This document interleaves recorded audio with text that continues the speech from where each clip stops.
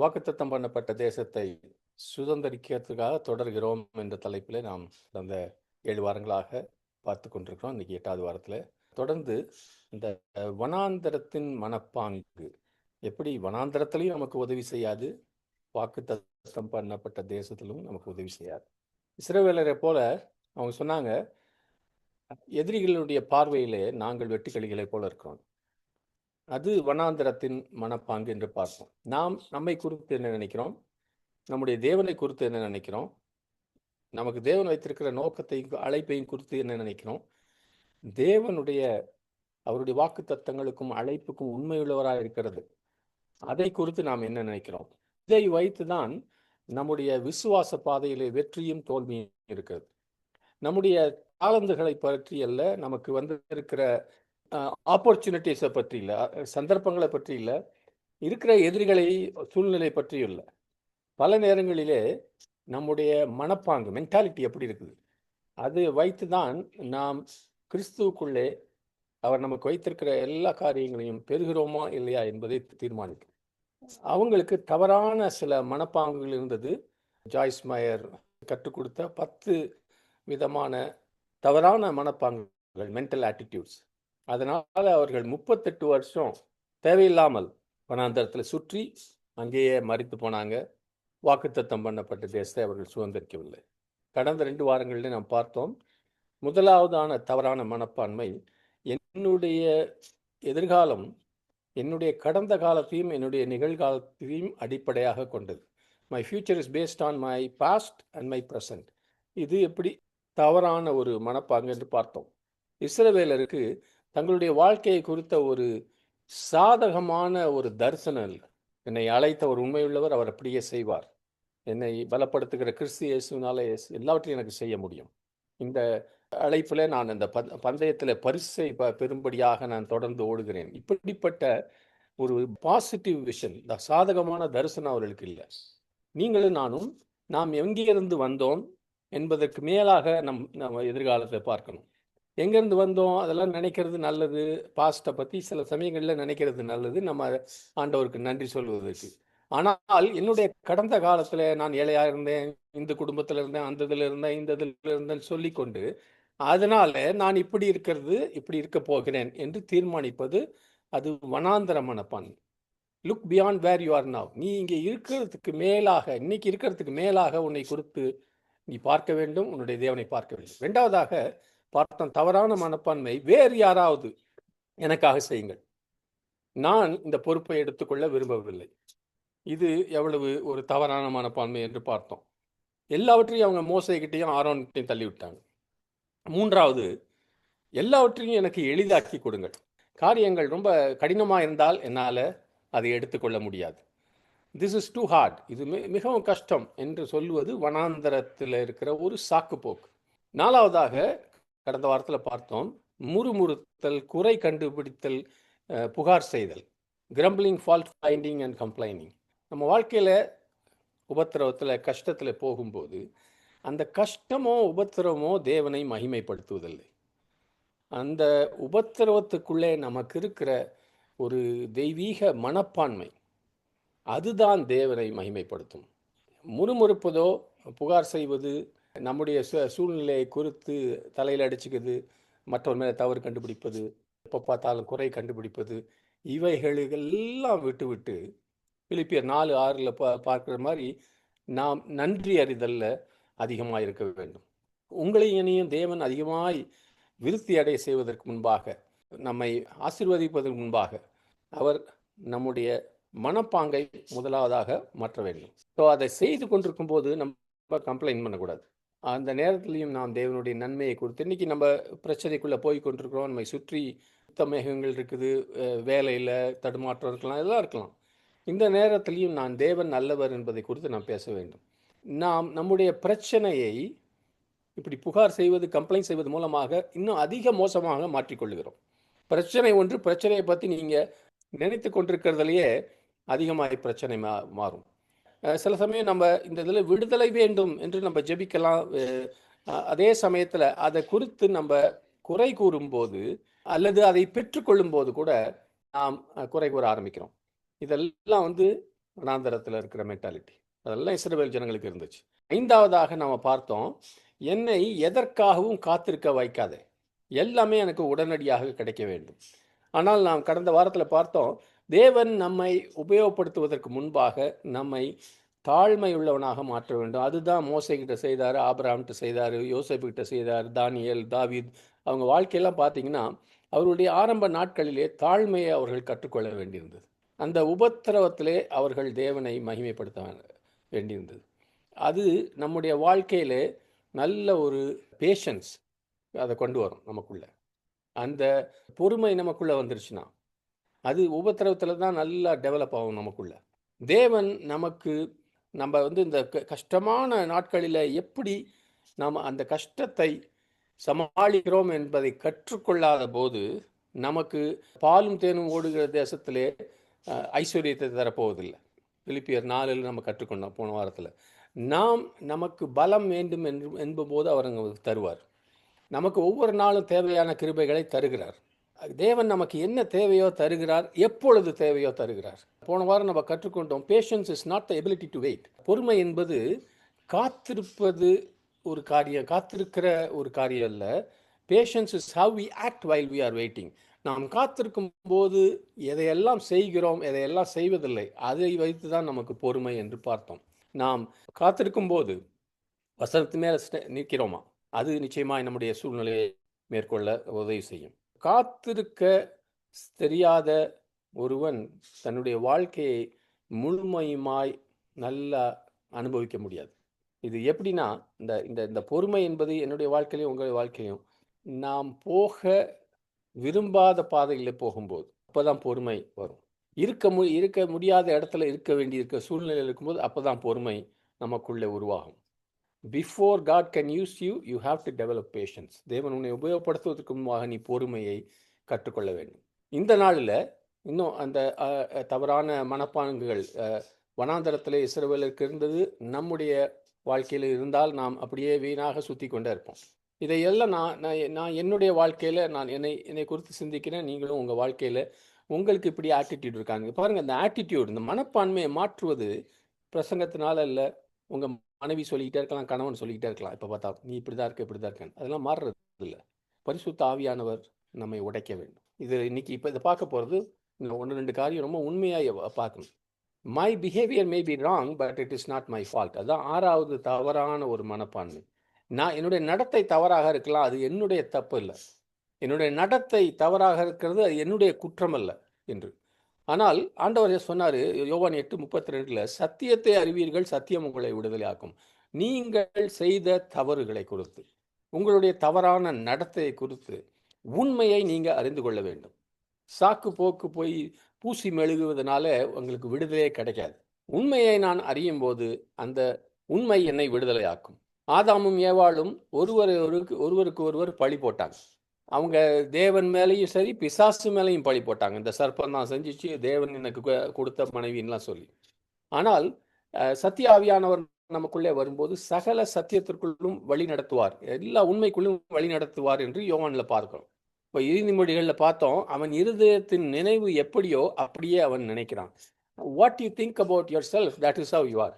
நீ உண்மையான மற்றவங்களாம் நினைக்கிறதுக்கு மாறாக உன்னுடைய உண்மையான நிலைமையை நினைக்கிறதுக்கு மேலாக நீ நினச்சிக்கிட்டு இருக்கலாம், நான் தான் ரொம்ப ஸ்மார்ட்டு, எனக்கு எல்லாம் தெரியும், யாரும் எனக்கு சொல்ல தேவையில்லை, இப்படிலாம் நிறைய பேர் நினச்சிக்கிட்டு இருக்கோம். அப்படி நினைக்கிறவங்க அப்படி தான் இருப்பீங்க, அதே லெவலில் தான் இருப்போம். நாம் உண்மையை சத்தியத்தை கற்றுக்கொள்ள வேண்டும். உங்கள் வாழ்க்கையில் 2 வகையான சத்தியங்களை பெறலாம். வசனத்தை வாசிக்கும் போது, இந்த மாதிரி செய்தி வரும்போதோ, மற்றவர்கள் உங்களிடத்தில் பேசும்போது, ஆவியானவர் உங்களிடத்தில் பேசும்போது, உங்களுடைய வாழ்க்கையின் சூழ்நிலை உங்களிடத்தில் பேசும்போது நீங்கள் 2 வகையான உண்மைகளை பெறலாம். ஒன்று, நீங்கள் கேட்க விரும்புகிற சத்தியம். இன்னொன்று, நீங்கள் கேட்க விரும்பாத சத்தியம். இந்த 2ஐயும் நம்ம எதிர்கொள்ள தயாராக இருக்கும்போது அப்பொழுதுதான் தேவன் நமக்கு அதிகமாய் சொல்லிக் கொடுக்க விரும்புகிறார். வசனம் நமக்கு அதிகமாய் சொல்லிக் கொடுக்க விரும்புகிறது. ஆபிரகாம் சாராயை பற்றி நமக்கு எவ்வளவு நல்ல விசுவாசத்தில் பிதான்னு நினைக்கிறோம். ஆனாலும் கூட அவர்கள் ஒருவர் பழி சுமத்தினார்கள். தேவர் பிளேமிங் ஈச் அதர். ஆதியாகமம் 16 போய் பார்த்தீங்கன்னா முதல் 6 வசனங்களில் பார்க்கலாம். அவங்க செஞ்ச அதே மிஸ்டேக்கு, அதே தவறை தான் நாமும் பல சமயங்களை செய்கிறோம். அதனால அது நம்முடைய முன்னேற்றத்தை தாமதப்படுத்துகிறது. ஆபிரகாமும் சாராளும் அவர்களுடைய தவறான மனப்பான்மையை முதலையே பார்க்க தொடங்கியிருந்தா ஒருவேளை 25 வருஷம் ஈசாக்குக்காக காத்திருக்க வேண்டிய இல்லாமல் இருக்கும். அதே மாதிரி தான் சாராளுக்கும் ஆகாருக்கும் பார்க்கும்போது, ஆகார் சாராளை ஒரு தவறான மனப்பான்மையோடு பார்க்க தொடங்கினால், சாராள் அந்த பொறுப்பு, அந்த தவறு நடந்ததுக்கு ஆபிரகாம் மேல பழி சுமத்தினால், ஆபிரகாம் கையை கழுவி விட்டான். சாரா கிட்ட நீ அந்த பொறுப்பெடுத்துக்க, நீ என்ன சொன்னாலும். எல்லாரும் பொறுப்பு எடுக்காம ஓடிக்கொண்டிருந்தாங்க. உண்மையை பார்க்க எல்லாருக்குமே யோசனையா இருந்துச்சு. நான் இன்றைக்கு ஒரு சில குடும்பங்களோடு ஆலோசனை செய்து ஜபித்து கொண்டிருக்கிறேன். இங்கே எல்லாம் வெளியே இருக்கிற குடும்பங்கள். இப்போ கூட ஜபம் முடிச்சு தான் வந்தேன். அந்த குடும்பங்களுக்கு எதிராக சில காரியங்கள் தொடர்ந்து நடந்துகிட்டு இருக்கு. ஒரு சில வருஷங்களாக நடந்து கொண்டிருக்குது. ஆனால் அதை அவங்க ஃபேஸ் பண்ண அது எல்லாம் அபிஷேகம் பெற்ற குடும்பங்கள், எல்லாருமே அபிஷேகம் பெற்றவங்க. ஆனால் அந்த உண்மையை அவர்களால் அதை பார்க்க முடியவில்லை, ஃபேஸ் பண்ண முடியல. ஏன் திரும்ப திரும்ப ஒரு காரியத்தில் தடுமாற்றம் வந்து கொண்டே இருக்கிறது என்பதற்கு வசனம் நம்மோடு பேசும்போது, ஜெபிக்கும்போது, ஆண்டவரே என்னோடு பேசும், நான் உண்மையிலே என்ன நடக்குது எனக்கு சொல்லித்தாங்க. அங்கே பாருங்கள், அந்த அந்த என்ன பிரச்சனை. சில பேர் இந்த கேட்டுக்கொண்டிருக்கிற சில குடும்பத்தில் கூட இப்படி திரும்ப திரும்ப பிரச்சனைகள் வந்து கொண்டிருக்கலாம். அது சாபமா, அசுத்தாவின் தாக்குதலா, யாராவது செய்வன வைக்கிறாங்களா, சாபம் கொடுக்குறாங்களா, அல்லது நாம் சில பேர் அந்தரங்க பாவம், ரகசிய பாவம் இருக்குதா தெரியல. ஆனால் ஆவியானவர் நிச்சயமாக சொல்லி கொடுப்பார். அப்படி சொல்லி கொடுக்கும்போது அந்த உண்மையை நாம் பெற்றுக்கொள்ள, கண்டுகொள்ள, ஏற்றுக்கொள்ள, அதற்கு ஏற்றபடி நம்மை மாற்ற, மனம் திரும்ப நம்ம தயாராக இருக்க வேண்டும். ஆமென். ஆனால் அதை விட்டு எவ்வளவு தூரம் ஓடுகிறோமோ அவ்வளவு அதிகமாக அடிமைத்தனங்கள் நம்ம வாழ்க்கையில் வந்துடும். ஆமென். ஆண்டவர் இந்த காரியங்களை நாம் எதிர்நோக்கும்படியாக உதவி செய்கிறார். இஸ்ரவேல் ஜனங்கள் தேவன் மேல குற்றம் சாட்டினாங்க, மோசே மேல குற்றம் சாட்டினாங்க. என்னாகமம் 21:5 பார்த்தா, அவர்கள் இறைவனுக்கும் மோசேக்கும் விரோதமாக பேசி பாலைவனத்திலே செத்து போகும்படி எங்களை எகிப்திலிருந்து வெளியே கொண்டு வந்தீர்கள். இங்கே அப்பமும் இல்லை, தண்ணீரும் இல்லை.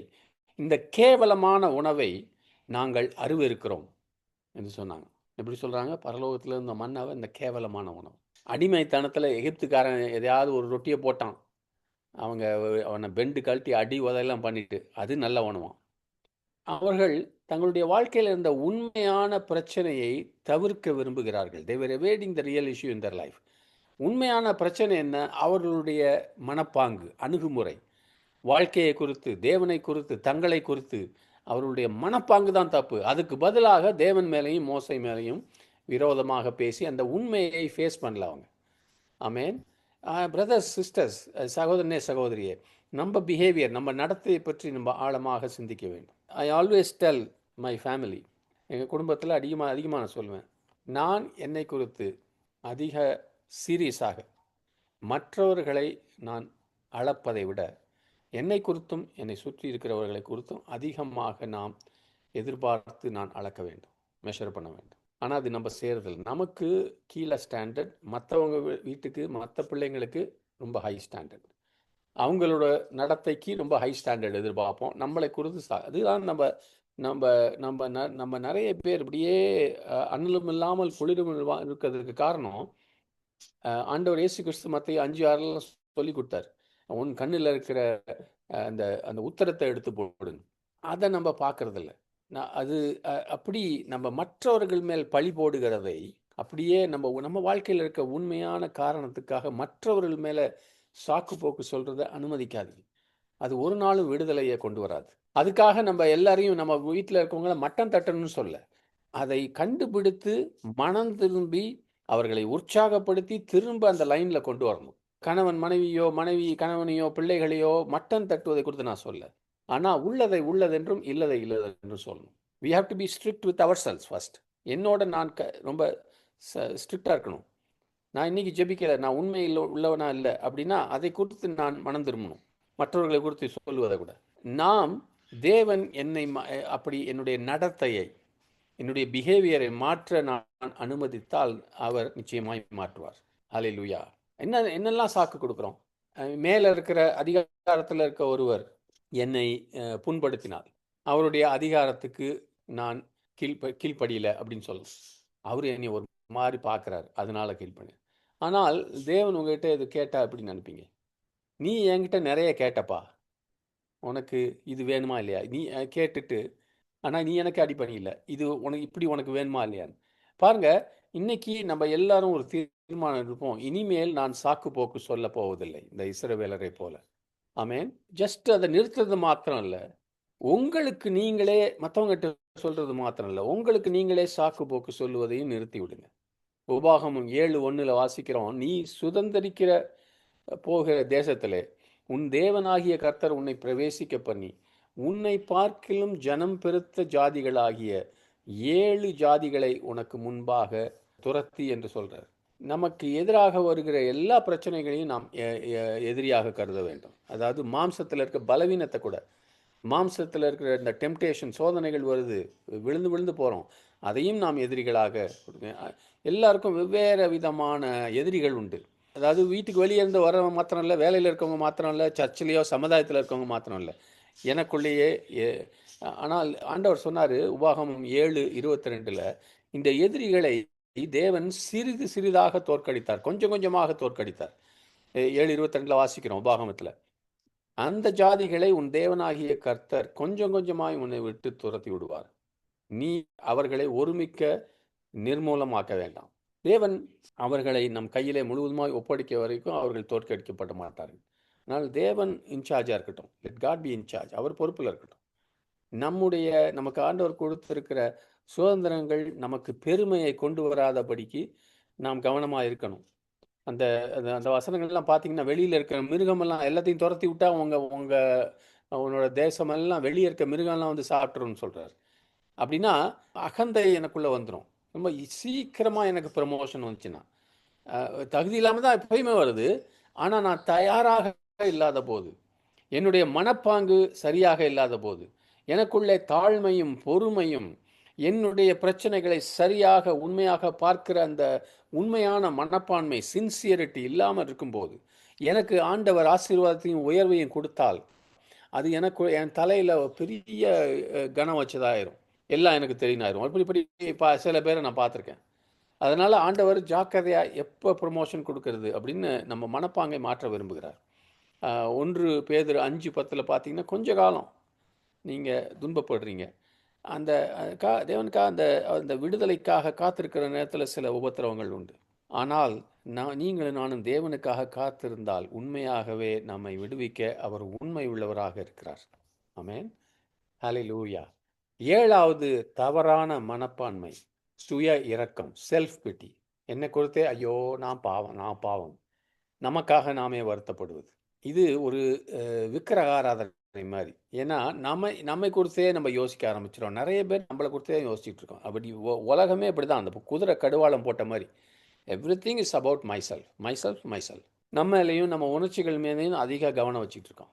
அந்த மனதுருக்கம் என்ற வார்த்தையை திரித்து அதை நம்ம உண்மையிலேயே ஆண்டவர் அந்த மனதுருக்கம் மற்றவர்களுக்கு உபயோகப்படுத்த வேண்டும் என்று தான் ஆண்டவர் விரும்புகிறார். ஆனால் எனக்கே நான் உதவி கொள்ளாமல் இருக்கும்போது, be compassionate to yourself. உன்னைய ஆண்டவர் இரக்கம் கொடுக்குறார், உன்னைய மன்னிச்சிட்டார். ஒரு சகோதரனோடு நான் இப்போ ஜெபித்து கொண்டிருக்கிறேன், பல நாட்களாக நோய் இருக்குது. அவர் திருப்பி சொல்லிட்டு இருக்கார், நான் ஏதோ பாவம் செஞ்சுருக்கேன். He is not able to forgive himself. இப்போ கூட ஜெபம் பண்ணும்போது சொன்னேன், அது உன்னே ஆண்டவர் மன்னிச்சு எல்லாத்தையும் முதுகு பின்னாடி போட்டார். You forgive your self. அதை திரும்ப கொண்டாடாத, சாத்தான் தான் அதை கொண்டாடுறான். அந்த செல்ஃப் பீட்டிக்குள்ளே போகாது. நான் ஏழை குடும்பம், எங்கள் அப்பா இப்படி, என் அம்மா இப்படி, இதையே சொல்லிக்கிட்டு இருக்காது. ஆக்சுவலாக இதை சொல்லி கொடுத்த சகோதரி ஜாய்ஸ் மேயருடைய வாழ்க்கை பார்க்கும்போது எனக்கெல்லாம் மனசு உடஞ்சி, பல சமயங்களில் அவங்க அதை சாட்சியை சொல்லும்போது கதறி அழுதுருக்கிறேன். உண்மையிலே சிறு வயதிலேயே 4-5 வயசில் பெண் பிள்ளையாக பிறந்து கிட்டத்தட்ட 18-19 வயது அந்த வாலிப சின்ன பிள்ளைகளுடைய வாழ்க்கை முழுதுமாய் அந்த சகோதரி சிறு பிள்ளையாக இருந்தபோது 5 வயசுலேருந்து 18 வயசு வரைக்கும் தொடர்ந்து மதுபானத்தில் வெறி பிடிச்ச அவருடைய அந்த பிள்ளையுடைய அந்த மகளுடைய தகப்பன் அவளை சிறு பிள்ளை பாலியல் வன்முறையில் தினம் எப்படி இருந்திருக்கும் பாருங்க.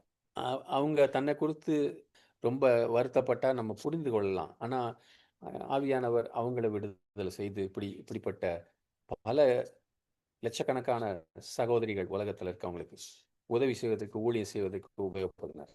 You have to come out of self pity. யாராவது உங்களை தவறாக செய்திருக்கலாம், டேலண்ட் இல்லை, அது இல்லை, இது இல்லைன்னு சொல்லிட்டு இருக்கலாம், but come out of it.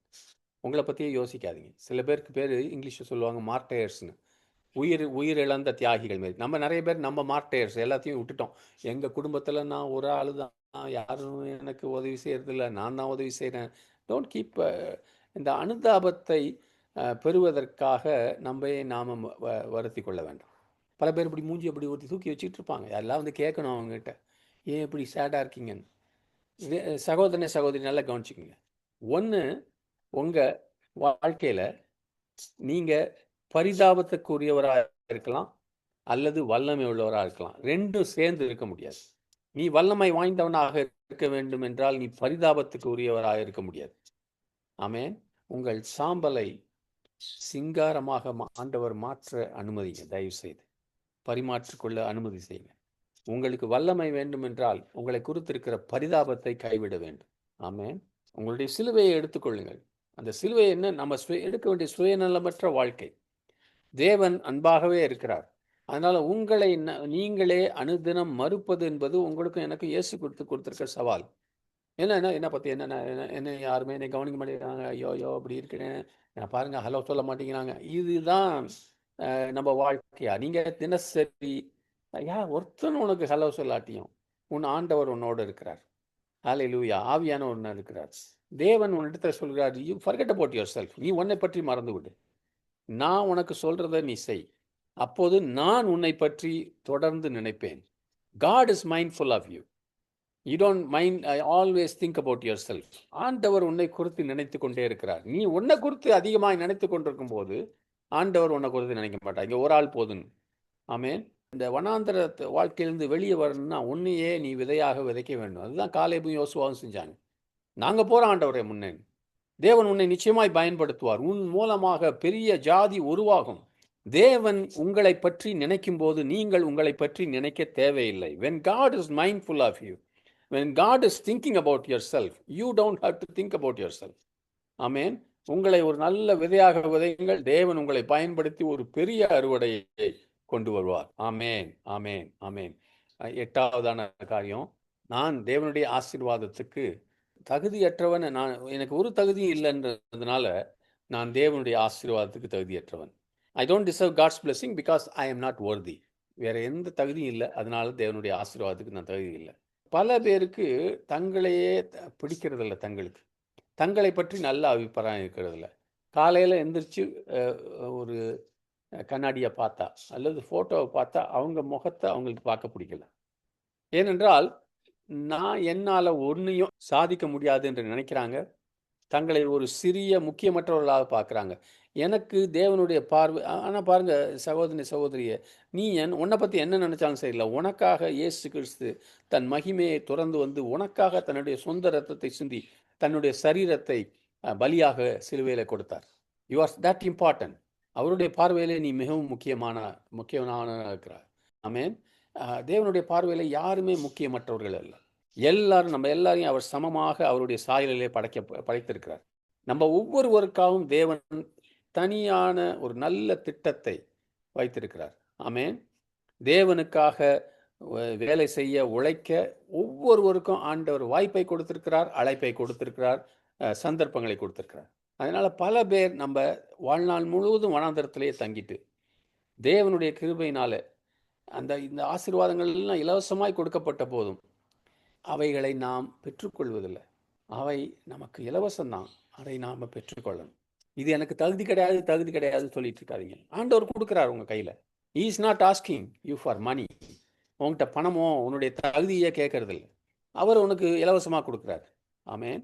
அங்கே தேசத்தில் என்னாகும், 13:33 பார்த்தோம், பெரிய ராட்சசர்கள் இருக்காங்க. அந்த 10 பேர் தங்களால் எது முடியாது என்று பேசினாங்க. அந்த 2 பேர் யோசுவாவும் காலேபும் தங்களால் எது செய்ய முடியும், தேவனுடைய பலம்தான், ஆனால் தங்களால் செய்ய முடிந்தது பற்றி பேசினாங்க. இவங்களை நம்ம சமாளிக்கலாம், நம்மோட ஆண்டவர் இருக்கார். ஆமென். அப்போ இந்த ஜனங்களுக்கு தங்களை பற்றி வைத்திருந்த ஒரு பார்வை தான் பிரச்சனையாக இருந்துச்சு. நம்மை பற்றி நமக்கு மோசமான மனப்பான்மை இருக்கும்போது எல்லாரும் எல்லாமே எல்லா பிரச்சனையும் எல்லா காரியமே நமக்கு பெரிதாக தான் தெரியும். கிறிஸ்துவுக்குள்ளே நம்மை பார்க்க நாம் கற்றுக்கொள்ள வேண்டும். ஹalleluya. நாம் கிறிஸ்துவுக்குள்ளே எல்லாவற்றிலும் எல்லாமாய் இருக்கிறோம். நம்மில் நாம் ஒன்றுமில்லை. ஆமென். உங்க எல்லாருக்கும் தெரியும் பிலிப்பியர் 4:13. என்னால் எதை செய்ய முடியும்னு ஒன்றுமே இல்லை, எல்லாவற்றையும் நான் கிறிஸ்துவினால் செய்ய முடியும். அதனால் இந்த நாளில் ஆசீர்வாதங்கள் ஆண்டவர் வைத்திருக்கிறார், உங்கள் தகுதியை பார்த்தல்ல. இந்த நாளில் அதெல்லாம் பெற்றுக்கொள்வோம். இந்த மனப்பாங்கு நீங்கும்படியாக நம்ம தொடர்ந்து ஜெபிப்போம். ஆமென்.